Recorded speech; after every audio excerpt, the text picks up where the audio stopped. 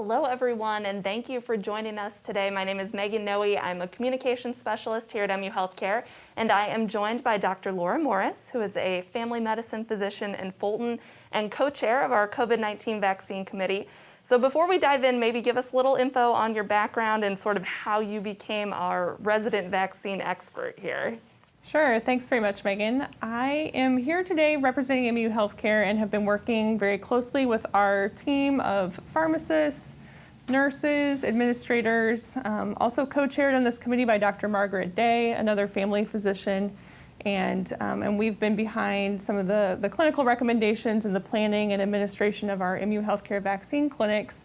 I had the good fortune and good timing of doing a Vaccine Science Fellowship a couple of years ago, sponsored by the American Academy of Family Physicians, and that with my master's in public health kind of put me in a position to be at the right place in the right time and get to do things like answer questions for all the good people watching us here on Facebook today. Well, we are glad you're here. And of course, as you mentioned, we've done this a couple times before now, so I think most people know how this works, but we would love to answer your questions. So you don't need to wait till the end of a presentation or anything. Just drop them in the comment section as we go, and we'll be trying to get as many of those answered as possible. I know personally it seems like everyone I run into these days, somehow vaccines come into the conversation. I'm on a slow pitch softball team, and our first game everyone was like, so are you vaccinated? You know, and where did you go to get yours? It's just kind of the topic of the day. And so we want to help people feel prepared to have those conversations, and if they hear rumors or misconceptions, be able to confidently and respectfully address those. So we're going to talk a little bit about that today. Of course, we're going to talk about eligibility and who can get the vaccine and when and where they can get the vaccine, and then answer any of those questions that come in. So I think to start, maybe if it's possible to pull up that slide 3, Ben. Yeah, so we have a graph here from the Missouri Hospital Association, and I thought it might be good to start with some good news, because if you look at that purple bar there, we can see that in January, only 2% of people who were surveyed had already received the vaccine. And here in April, we've got over half of them saying that they've gotten it. So it's exciting to see how far we've come, I think, just since January. And then if you look above that, and we've got the green and the blue and the orange, the people who are, I want to say, kind of on the fence. They're maybe leaning one way or the other, but they obviously haven't committed. They haven't made the appointment yet, and they haven't necessarily ruled out getting vaccinated yet. So I think it's probably that group, and if you look, I mean, that's almost a quarter of the people surveyed, that they're probably the ones that still have these questions. And so how can people prepare to have conversations about vaccination? Yeah, I think one thing we know is that people are really comfortable talking to their healthcare provider, and certainly I fill that role for a lot of my patients as their family physician. And so, you know, we have some really good trusted sources of information in our community.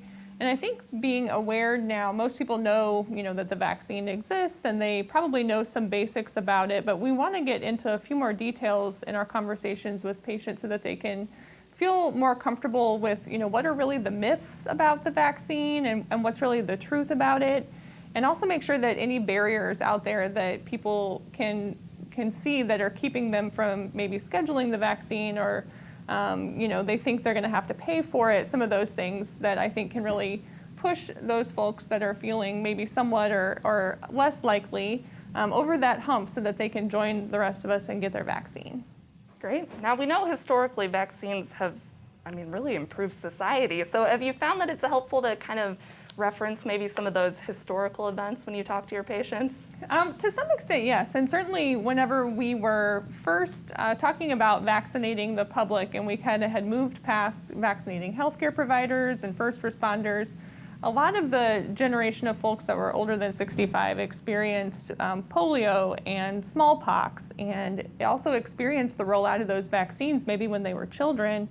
And so have that historical perspective that, you know, a vaccine in this context is something to be celebrated. This is really a fantastic advancement of science, and vaccines have done maybe the most for public health, other than clean water perhaps, in our history of public health, and we often don't appreciate what they've done. They're kind of a They have contributed to their own hard work because they're so good at what they do. We don't see a lot of those infectious diseases around anymore. So kind of knowing where we've been, where polio and smallpox were things that were just a scourge and everyone was so excited for the vaccine, this is similar. This is the event of our generation that, ourselves and our children will remember forever.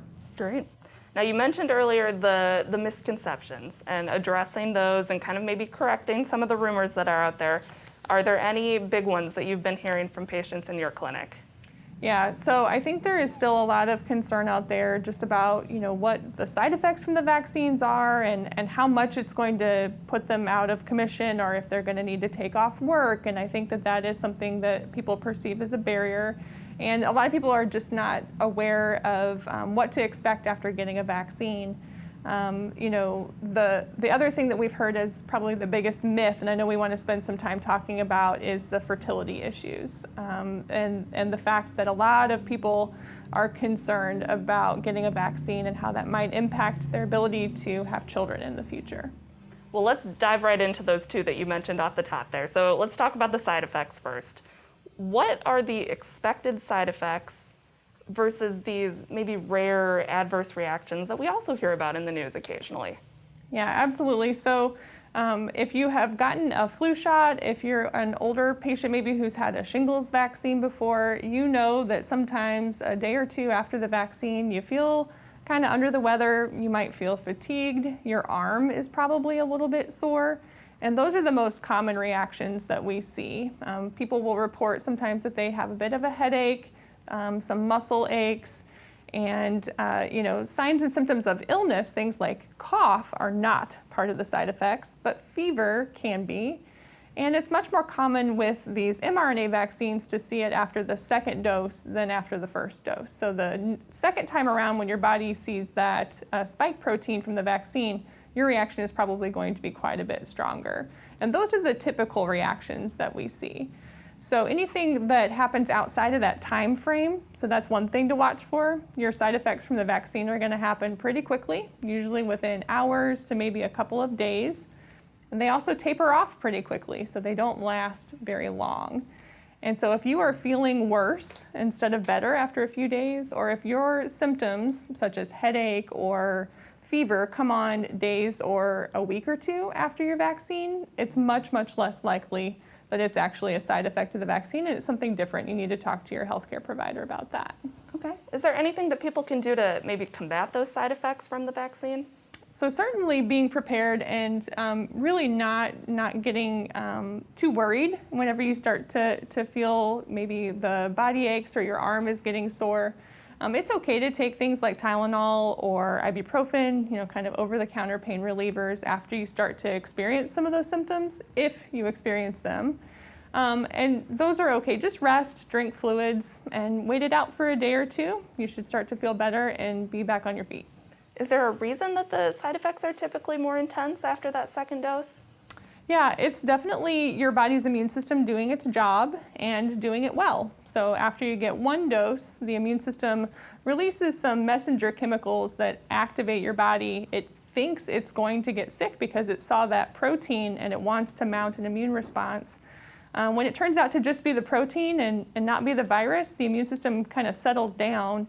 And a few weeks later, when you show it that spike protein again, the immune system is primed and ready to go, so the reaction is stronger the second time around. And that's appropriate, actually, and it's expected. It's what we see with other vaccines as well.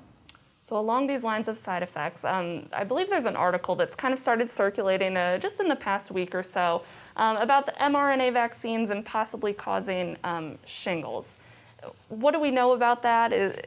Are there any studies to back that up at this point? Yeah, I'm glad that you brought that up. Shingles, just so folks kind of get on the same page here, shingles is actually a reactivation of a chickenpox virus that someone has had usually as a child. And that chickenpox virus stays in your body and it goes to sleep, so to speak. It quiets down and it hides away in a nerve. And at times later on in adult life, if a person is stressed or sick, then sometimes that chickenpox virus will reactivate as shingles, and it comes out as a painful rash on one side of your body. And it can happen to anybody. And in fact, the older you are and the longer you live, the more likely you are to see shingles happen. And it also happens more often in people who are immunocompromised. So people who are taking medicines maybe to turn down or turn off their immune system, such as patients with lupus or rheumatoid arthritis. So to get to that article you mentioned, in Israel, where a lot of people have gotten the vaccine, there was a case series. So some folks working at a clinic noticed that some of their patients who were immunocompromised and taking those medicines to turn down their immune system, they were seeing more cases of shingles. And so they looked that up and they reported it and they published it. But it's really just an observation. It's a case series, and it's not a randomized trial. It's not a controlled study. And they only looked at patients who were on those immunocompromising medications.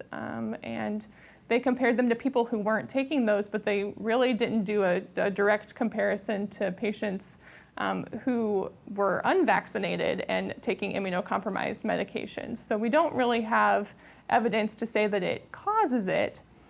But you know what? If it happens at a slightly increased rate that is pretty common in people who are immunocompromised, that might not be impossible and that might not be unheard of. But it's definitely not a reason to avoid the vaccine, because what we know is in those patients who are immunocompromised, COVID is really bad. So in this case, the benefit of vaccination far outweighs the risk of shingles. But we have to kind of take with a grain of salt that in that group of patients, shingles is more likely anyway at baseline. Sure. So it's definitely something that is worth noting and worth studying, but not worth avoiding the vaccine. Okay. And then I want to get to that other misconception that you mentioned right off the bat. So I'm assuming that you must have heard it from several different patients about fertility and whether the vaccine can impact your fertility as a younger person. Yeah, so in my practice, my family medicine office, we do prenatal care and deliver babies, and I work closely with our OBGYN colleagues and have heard this concern from their patients as well. Early on, maybe even before the vaccine was actually approved to use, we heard a lot about concerns that it might cause infertility or that it might affect pregnancy or cause miscarriage. And these are false rumors. There's really no link between the vaccine, any components in the vaccine, or any reaction to the vaccine that could keep a person from becoming pregnant or to cause problems with a pregnancy that's already established. So it got kind of its momentum going on the internet and has become something that obviously people in that age group are really concerned about. People are very protective about their pregnancies, and it's a vulnerable population that we want to make sure that we protect. But it doesn't make any sense the way that the vaccine works that this could cause a problem. And in fact, the vaccine is endorsed and recommended by the major medical societies that take care of women of reproductive age. So the Society of Maternal Fetal Medicine, the American College of Obstetricians and Gynecologists, the American Academy of Family Physicians, the American Academy of Pediatrics, everybody is in line with this and says that women who are at risk for COVID should be offered the vaccine while pregnant, and that women who are planning to conceive should actually get vaccinated intentionally before they get pregnant, just so that they have it out of the way and they're protected from COVID, which is, again, really bad while you're pregnant. So that's a long answer, but it's definitely important to make sure that people know that the doctors are not concerned about this and it is not a reason to avoid your vaccine. So along those lines, if we know that the vaccine does not cause complications to pregnancy, could there be benefits? Can you actually pass some of that immunity on to your child potentially?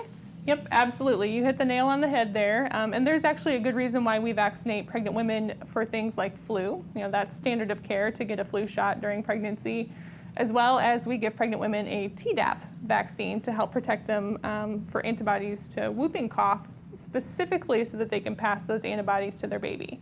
So that happens the same thing with the COVID vaccine. A woman who was previously vaccinated or who gets their vaccine during pregnancy will make antibodies. The vaccine doesn't get anywhere near the baby, but the antibodies can cross the placenta, and then that gives some passive immunity. Those antibodies help protect baby until they dissipate over time. And usually by about the time a child's a year and a half, the antibodies have gone.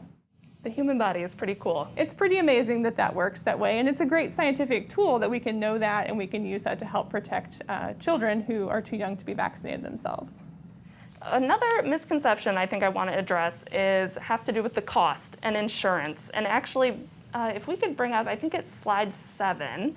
Another part of this polling from the Missouri Hospital Association talks about the number of people, or the percentage of people that have been vaccinated who are insured and uninsured. And we see that the uninsured are far less likely to get vaccinated right now. And I think maybe that's tied to this idea of cost. So what does the vaccine cost?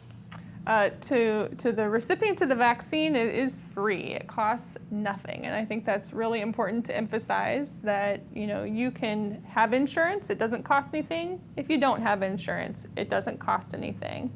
For folks that do have insurance, we do collect some insurance information, and that's because there's an administration fee that the health system, the clinic, the office can get paid from the insurance, but that still doesn't pass any cost along to the patient. It just helps to cover some of the administrative costs, the staffing, the nurses who are there giving vaccines, for example, but the patients themselves, totally free. So, folks that don't have insurance sometimes are, they might be undoctored. They may not have a clinic home or have a healthcare provider that they can ask questions. So sometimes they're less likely to access care anyway. And we just want to make sure that this is not a barrier. If you don't have insurance or a way to pay, we still want you to get your vaccine. And so even if it on the form asks for insurance information, you can just skip that and leave it blank if you don't have any. If you don't have insurance, it's okay. You can get your vaccine either way. All right. Let's talk about the actual process of getting the vaccine. At least here at MU Healthcare, we're doing it at the Furrow Field vaccination site. And I think there is maybe a misconception that it's just kind of a pain. You have to take off work. We've been hearing for months that it was difficult to find appointments. You had to figure out if you were in the right tier that was eligible. So what's the process right now, and is it as difficult as maybe people think? It is actually so easy right now. It's great. We have this down to a science, and I can't say enough about the team working at the vaccine clinic and working at Furrow Field, and it is such a smooth and easy process there. If you go online to our muhealth.org website and find an appointment, you can sign up. And whenever you come in, you're in and out in literally minutes. I mean, it is so easy to do. I've heard from a lot of my patients that they were impressed with the flow. They've got it down, like I said, to a science. And when you're there, it's a quick and easy process. The staff has been doing this now for thousands and thousands of patients. And so we know exactly what we're doing. It's not a barrier. You can get in and out at your appointment time and back to work or back to school. So I strongly encourage everyone, if you haven't made an appointment yet, our next clinic is coming up on May 1st, and there are open appointment slots right now. So just click right now online, go make your appointment, and come join us. Yeah, that's this Saturday. So you could get it in just a few days. And we talked about the website, muhealth.org. Obviously, if you are not maybe technically inclined, there is a phone number as well that you can call, and we have folks that are happy to help you make that appointment as well. And it's open to people who are not already patients of MU Healthcare. So I think that too, folks feel like they have to wait and get it from their doctor or their clinic, their hospital. And in fact, we want everyone to get vaccinated, and you do not have to be a patient at MU Healthcare already. Great. Now, I've heard this from a few of my friends that, they haven't made their appointment yet because they're waiting to make sure that the people who really need it get it first, which that was great for the past few months, and I think that was maybe the right mindset. Are we still at that point, or have we moved past that? We have moved past that, and certainly the supply was the limiting factor in the beginning, and the state followed a really organized schedule where the highest risk patients were eligible to get their vaccine first. We have moved past that, so now everyone is eligible. If you are age 16 or older and you are alive in this state, you are eligible to get your vaccine, and we want you to sign up and come get vaccinated. And I think we actually have some video of the vaccine site, so maybe folks can see just how smooth of a process it is, and that there's plenty of space for social distancing, so you don't have to worry about being, right up in line next to someone. When they do make those appointments, are they able to choose which vaccine they get? You are not able to choose which vaccine you get. We do know that our next event will be a Pfizer vaccine, so there will be that 3-week interval to come get your second dose. But you don't get a choice. MU Healthcare has occasionally had Moderna vaccine. We have primarily been distributing Pfizer vaccine. Okay. And you'll also, if you watch the video, see that there are lots of staff to help direct you through the process. It's a pretty easy flow. And there's actually folks there who will help you schedule your second dose at the time of your first. Why is it that we do that? It is really important to complete that vaccine series. And so both of the mRNA vaccines, the Pfizer and the Moderna, are 2 doses. For Pfizer, they're spaced 3 weeks apart. For Moderna, they're spaced 4 weeks apart. And we want to go ahead and set you up for that second dose appointment while you're there to make sure that you know when it is, that we are prepared, and there's a second dose ready for you. So anyone who gets a first dose, the way that the vaccines are distributed, that second dose is already planned and shipped and waiting for you 3 or 4 weeks later at the right interval. If something does come up, because life happens, and you can't make that second appointment, do you start over? How does that work? Nope, you do not have to start over. So that's one thing about these vaccines, is there are a lot of guidance out there to tell us about the right interval. Ideally, it's given at either 3 weeks or 4 weeks, but they've been tested and proven to still be effective even when the interval is up to 42 days, so 6 weeks. And you do not have to start over even if you miss your appointment or have to reschedule that second dose. And we talked a little bit about the reactions, and I know some folks are a little nervous and they want to maybe wait. Is there space for them to wait and hang out for a little bit after they get the vaccine? Definitely. There is some space there at that Furrow Field location where we have some comfy chairs set up, and it's recommended that for folks that are just sort of routinely getting their vaccine, that they sit down and hang out for about 15 minutes or so, make sure that there's no strong reactions that happen immediately. If you do have a history of a strong allergic reaction in the past to a different medication or a different vaccine, then it's recommended that you wait there for about 30 minutes after you get your dose, and we have plenty of space for you to do that. Okay. Well, those are some of the main misconceptions that I had thought of beforehand, but of course, if you are hearing other things from your friends and family members, let us know in the comments. We're happy to address those as well. But of course, after any conversation with someone, they're probably going to have more questions. One conversation is not going to be enough. So where is, a reliable source? Where should we direct people for more information? Yeah, so, I always think that talking to your personal physician, to your family doctor, to your healthcare provider is a great trusted source of information. They have your best interests at heart. Of course, our muhealth.org website has a wealth of information about COVID-19, both the disease and the vaccine. And we have some great articles there that help to explain and dispel some more of those myths, some of the ones we've already talked about, and just a lot of good detailed information. As a physician, the trusted source, our scientific articles, and of course the CDC website has some great infographics and kind of uses pictures to explain a lot of things about masking and vaccines and what to expect, and they have great patient-facing information pages as well. All right. Now, I think in any conversation about vaccines, it's important to talk about the fact that you're not just doing it for yourself, and somehow me getting vaccinated helps the community as a whole. Can you kind of explain that concept? How is that? Yep. So what we're talking about here is a couple of different things. Herd immunity is the catchphrase that probably a lot of people didn't talk about until recently. But once this vaccine was approved, that's kind of all we've been talking about. And herd immunity means that because you're vaccinated and I'm vaccinated, we are much less likely to pass that along to others. And so folks that are vulnerable in our community, maybe people who are immunocompromised or who haven't gotten vaccinated yet themselves, are indirectly protected because of that. So when you get vaccinated, it not only keeps you from being sick, but it helps you stop spreading it in the community. And unfortunately, COVID-19 is an infection that even whenever you have not yet shown symptoms, you could still spread it. And so that's why the vaccine is so important.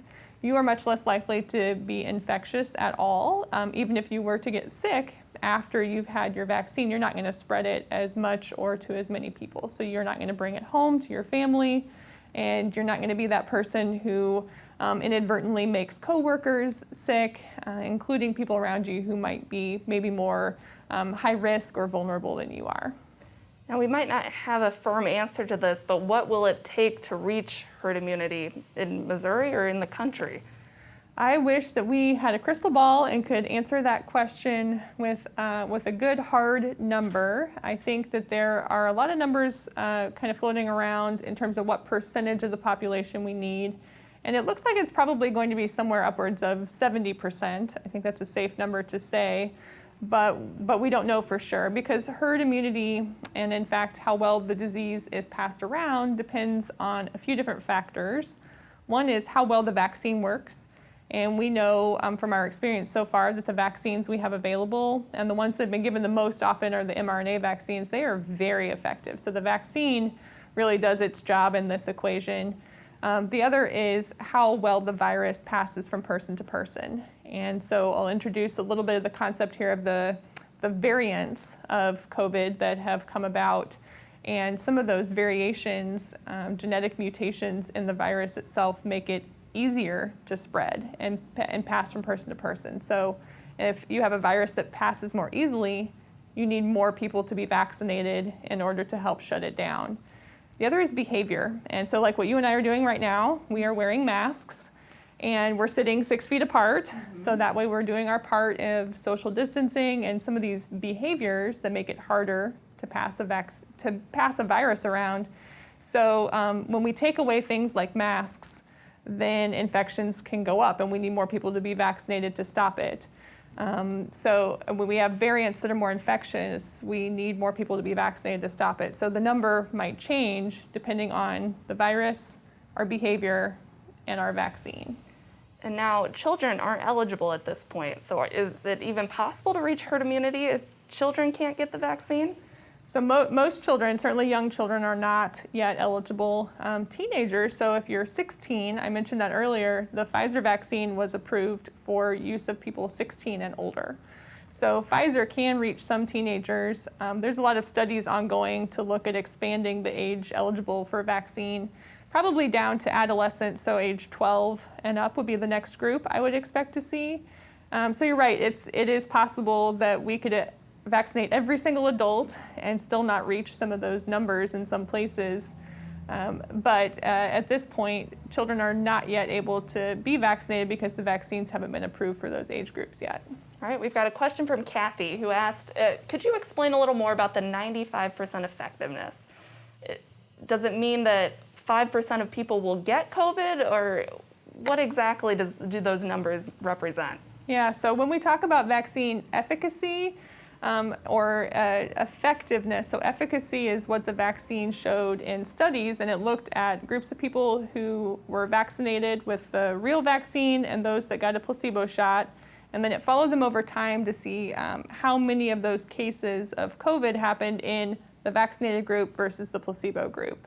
And when we looked at those groups and compared the numbers, there was a 95% reduction in the group that was vaccinated. So that's what efficacy means. So it's not your risk of getting COVID, it's sort of how much that risk decreases compared to the people who haven't gotten a vaccine out there. So it's not like your absolute risk, it's how much it went down compared to people who didn't get the shot.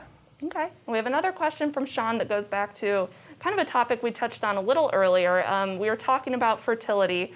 We talked a lot about women and if it would impact pregnancy, but would it impact fertility in males? So there's no reason to expect that the vaccine would impact fertility in males either.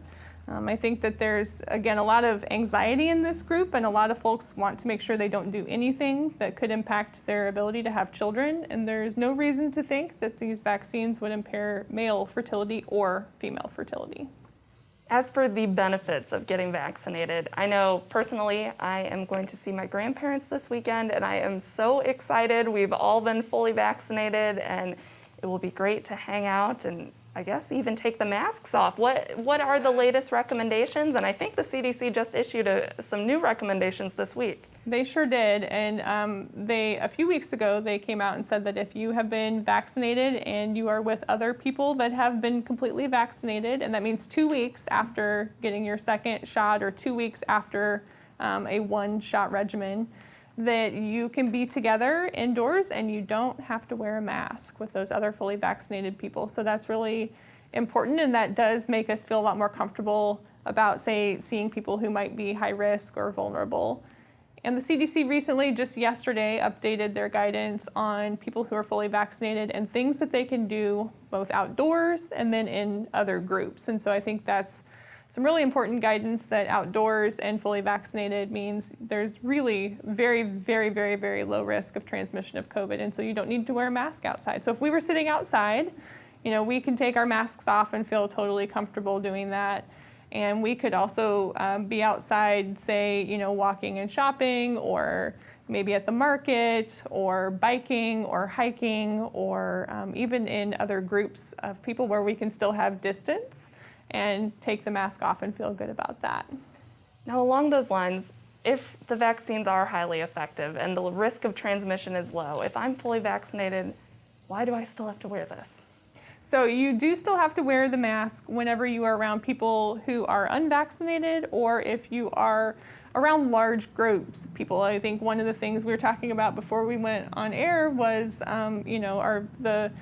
maybe Roots and Blues, or film festivals that are coming up, and they're planned to be outdoors, and that's great, but it's going to be a large group of people and maybe crowded, so social distancing isn't as likely or isn't as possible.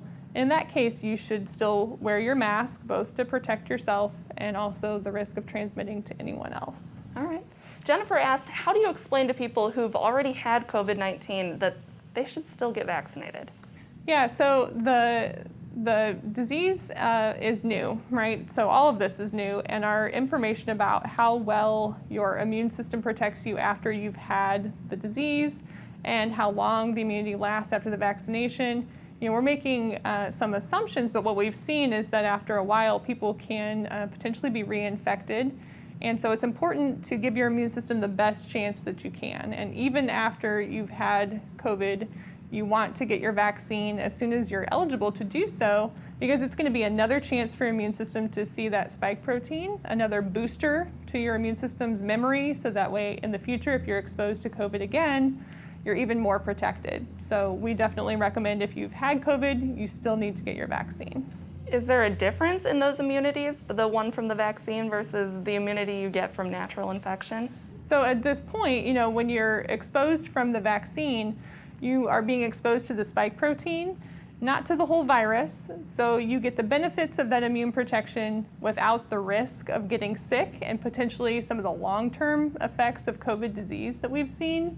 So it's a much, much lower risk option to build your immunity. And we do know that folks who have had COVID infections, that immunity can taper off over time. And we expect that the immunity from the vaccine and the boosting of the vaccine effect will potentially last for quite a while. Now, of course, we talked about this earlier, but it's important, so let's hit on it again. Who is eligible right now? Everyone is eligible. Adults are eligible, so and teenagers who are 16 and up. So if you're 16 or 17, you do need to get your parents' permission, and there is a consent form that needs to be signed.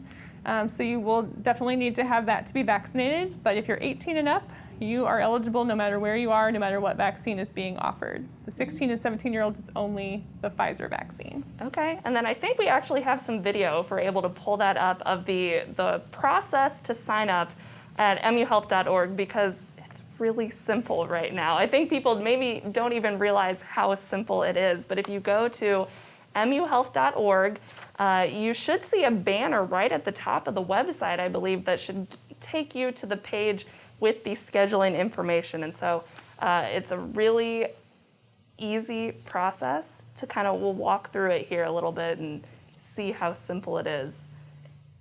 I've done this in clinic with a few of my patients, folks that were excited to hear that they're eligible for the vaccine but didn't have great internet access or a computer at home. And so I've been able to help them and just pull this up and really click through it really easily. So you do have to say you're a Missouri resident, but you'll notice that college students are eligible. So if you're not a permanent resident, but you live here most of the time, we want you to get your vaccine too. And then look at that list. We have lots of available appointments for this Saturday. So you can get it as soon as May 1st. Just go on muhealth.org, and then that's that form you'll fill out with. It may ask for insurance information, but like we said earlier, it's okay if you don't have insurance. You won't be billed anything. You will not be charged. It will be free of charge, and we definitely have appointments available for May 1st, and that's dose 1 of Pfizer vaccine coming up this weekend. All right. Once you get the vaccine, do we know right now how long that protection is going to last, or is that kind of one of the things we're still figuring out? So we're still figuring it out, right? The first doses of this vaccine were given to the public back in December. Last summer is when those vaccine trials happened, and the published data so far suggests that the immunity from the vaccine does last. So, we might have, say, 6 months up to almost 9 months for some folks, and it looks like that protection is still good. There's been a lot of talk recently in the media about getting boosters and what that means. And it doesn't necessarily mean that we think that the vaccine isn't still protective. One of the things boosters is trying to address is variants. Okay, so this goes along with Sarah's question that I'm seeing up on the board. What do we know about boosters right now? Will they likely be required? Would there be side effects similar to the first vaccine? Yeah, we've been talking about boosters before we even had a vaccine, right? So that's already been kind of part of the conversation all along. And some of that from doctors and from researchers comes just because we know the behavior of this virus, and we already knew that variants were developing. And I think that, when the executives from the pharmaceutical companies come out and say that they're planning on boosters and they're already sort of formulating boosters, it came to attention recently that's probably something that's going to happen. It's not yet any kind of a formal recommendation in terms of timing or dosage or what that will look like. But the reasoning would be that the virus has replicated a lot because it has just rampantly spread across the globe. And these different variants that have developed, it's specific genetic mutations that can make the virus more contagious. And in some cases, it can make the virus able to sort of escape the antibodies that are coming from the vaccines. And so that would be why it's important to reformulate the vaccines, make them match the virus that's circulating so that the virus can't escape, so to speak. So we hear about these variants, the UK variant and the South Africa variant. Are those spreading in the US right now? They are spreading in the US, and in fact, the UK variant is now the predominant virus that's being found and detected in the United States. The good thing about that is that the vaccines we have in play right now actually work really well. It doesn't seem like that variant makes a big difference in terms of how well the vaccines can work.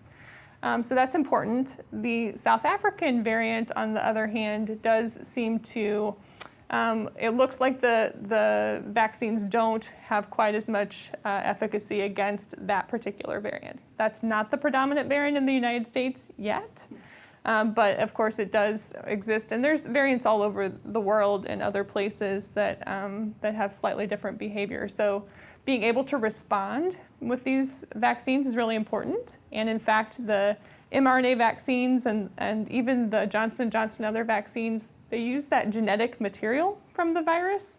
So when we know the sequence of one of the variants, you can just plug that in and your new vaccine's ready to go. It's not going to take a lot of research to design a new vaccine. All right, we've got a head start there. Yes.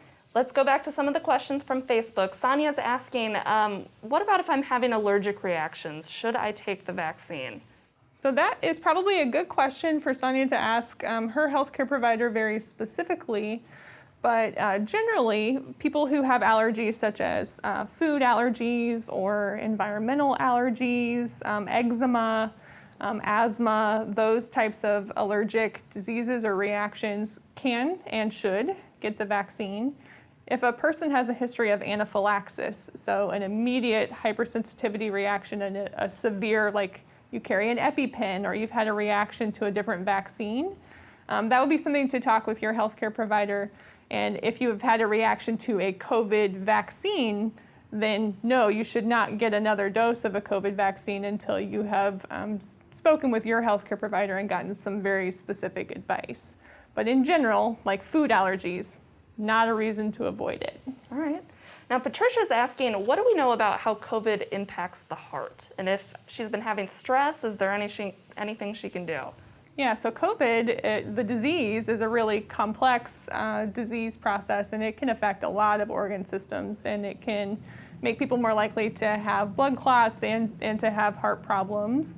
As part of what the disease does, the vaccine does not have impact on the heart, and the vaccine will help prevent COVID infection, which would be important for someone who has a history of heart disease to make sure that they are protected.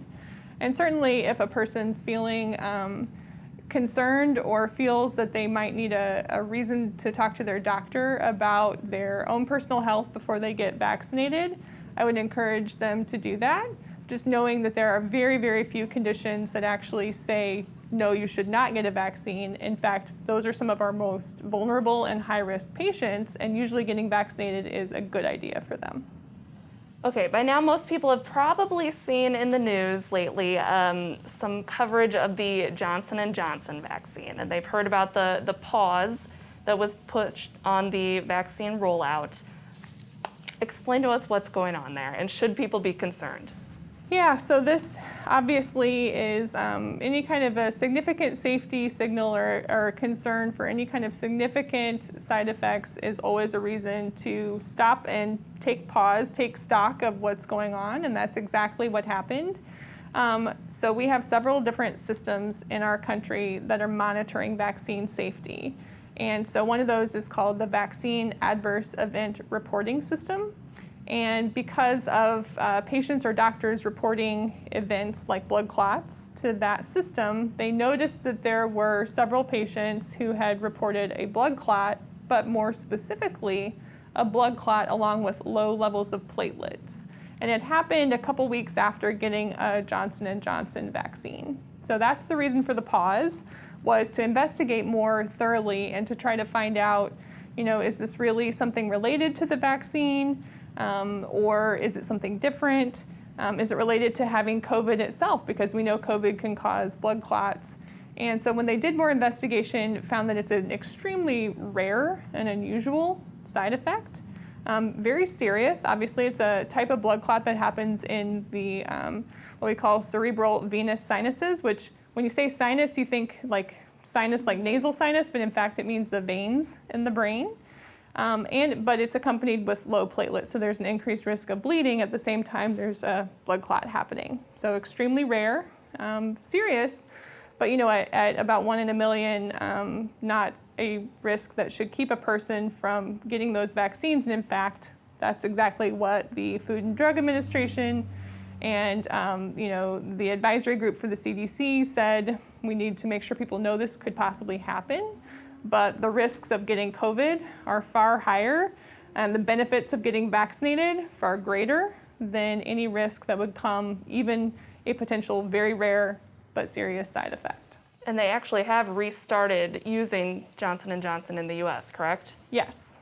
Yep, it's absolutely back on, and it's a one-dose vaccine, so for certain groups that were having trouble maybe planning to get back to get that second dose, that's important. What about MU Healthcare? Did we pause for a while because of this J&J announcement? We did not.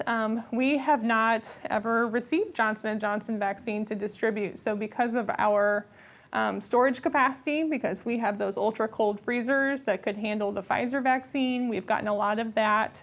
And because of our high throughput center there at Furrow Field, we have always gotten the 2-dose mRNA vaccines, and we did not get Johnson & Johnson, so we were not really impacted. And in fact, we are, continuing to plow right through, and we've got doses ready.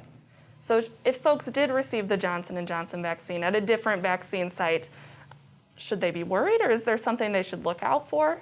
Yeah, not any change in behavior that needs to happen. You don't have to worry. You don't have to go to the doctor about this.